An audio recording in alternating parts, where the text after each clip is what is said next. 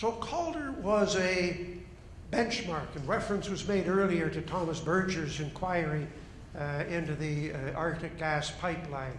And Thomas Berger was an indefatigable warrior on behalf of Aboriginal rights, and it was largely due to his intervention, which cost him his position as a judge of the Supreme Court of British Columbia, that the issue of Aboriginal rights came to the forefront in the constitutional talks leading to the Constitution Act of 1982, which recognized and affirmed Aboriginal and treaty rights in the Constitution of Canada.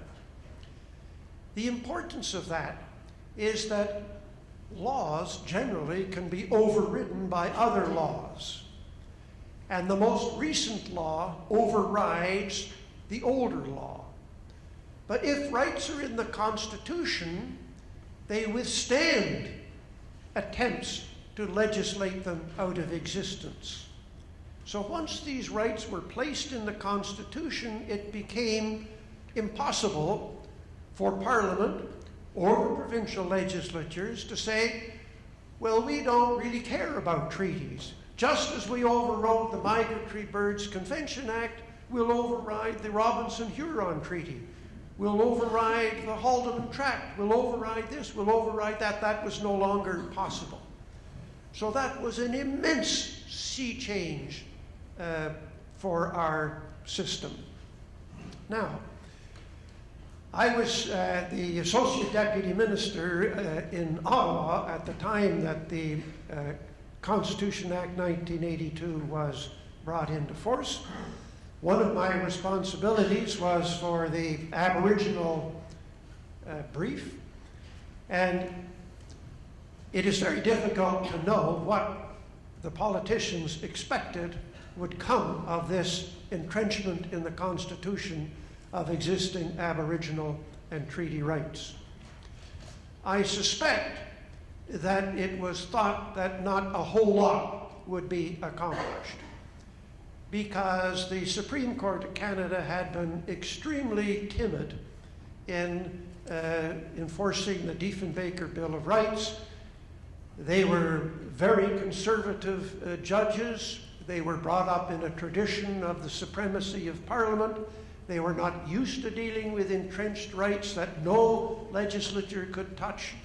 And so the prognosis was, when Trudeau was asked, well, we're not giving the courts any guidance as to what Aboriginal and treaty rights are, the courts are going to have to make this stuff up. And Trudeau's response was, well, they can't do any worse than the politicians. So let them have a go. Not a very promising start to such an important topic. Fortunately, the Chief Justice of the Supreme Court at the time, Chief Justice Dixon, had a huge confidence factor. He was brought up as a corporate lawyer in Manitoba, born in Saskatchewan, a conservative man, married into a very wealthy family. And he made an extraordinary journey during his time on the bench from this very rigid, conservative, backward-looking corporate law practice to become an extraordinary visionary.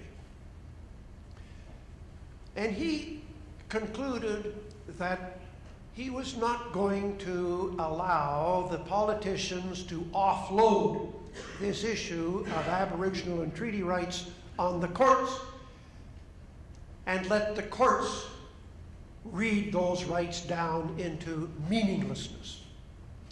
If the politicians expected that the courts would not give teeth to Aboriginal and treaty rights, they had picked the wrong Chief Justice. And the wonder